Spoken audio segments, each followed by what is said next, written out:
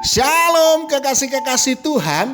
Renungan pada hari ini berjudul Kabar Baik. Kabar baik pada renungan saat ini adalah kabar baik seri yang kedua. Sebelum kita mendengarkan renungan pada saat ini, marilah kita sama-sama mengawalinya dengan berdoa.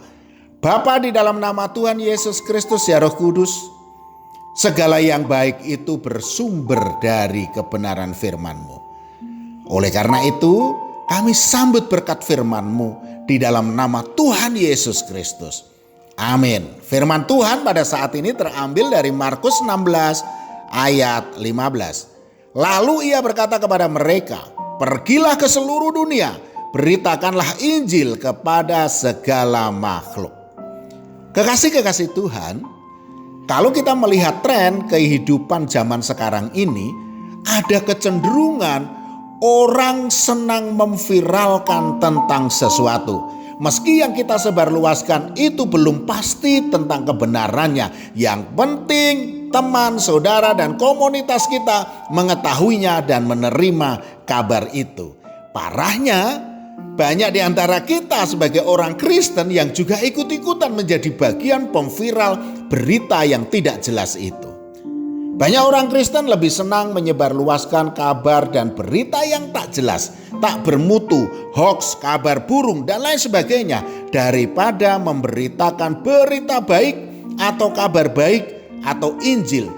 Banyak kabar busuk, kabar yang belum pasti kebenarannya dan gak jelas manfaatnya, menjadi viral karena dengan antusias kita sebarluaskan. Sebaliknya, kabar baik dari Tuhan malah tidak kita sebarluaskan. Firman Tuhan dengan jelas sudah mengingatkan kita. Janganlah engkau menyebarkan kabar bohong. Janganlah engkau membantu orang yang bersalah dengan menjadi saksi yang tidak benar. Keluaran 23 ayat 1. Marilah kita jujur pada diri kita sendiri, saudaraku. Mana yang lebih banyak kita sebarluaskan? Berita baik atau berita hoax? Mana yang lebih sering kita sebarkan melalui ponsel kita, melalui WA, melalui Instagram, melalui Facebook, melalui Telegram, dan lain sebagainya? Perkara-perkara rohani ataukah info-info duniawi? Marilah kita kembali ke jati diri kita sebagai anak Tuhan, saudaraku, yaitu menjadi pelaku amanat agung Tuhan Yesus Kristus untuk memberitakan Injilnya.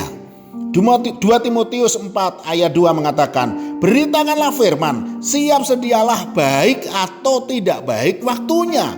Nyatakanlah apa yang salah, tegurlah dan nasihatilah dengan segala kesabaran dan pengajaran." Kalau kita ingat akan cerita tentang perempuan Samaria yang mengalami perubahan hidupnya setelah berjumpa dengan Tuhan Yesus Kristus, maka kita bisa belajar banyak hal darinya. Kita tahu perempuan ini perempuan yang tidak benar, suaminya banyak, artinya hidupnya sudah tidak karu-karuan. Bisa jadi dia juga berprofesi sebagai wanita penggoda atau wanita yang tidak benar juga. Namun setelah dia mengalami perjumpaan dengan Tuhan Yesus Kristus, hidupnya diubahkan, dia berubah. Kemudian dengan antusias dia menceritakan kepada orang Samaria tentang perjumpaannya dengan Tuhan Yesus. Dan hal itu membuat banyak orang Samaria yang percaya kepada Tuhan Yesus Kristus. Yohanes 4 ayat 39 mencatatnya. Dan banyak orang Samaria dari kota itu telah menjadi percaya kepadanya karena perkataan perempuan itu yang bersaksi, "Ia mengatakan kepadaku segala sesuatu yang telah kuperbuat."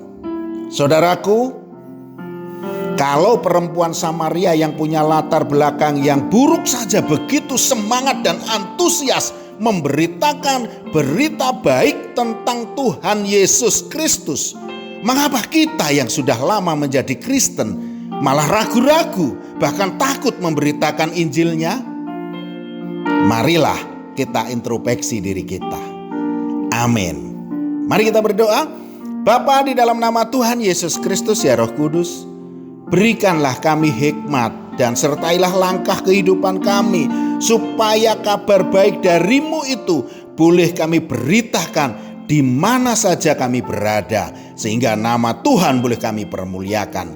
Dalam nama Tuhan Yesus Kristus, amin. Selamat beraktivitas dan tetap semangat. Tuhan Yesus Kristus memberkati.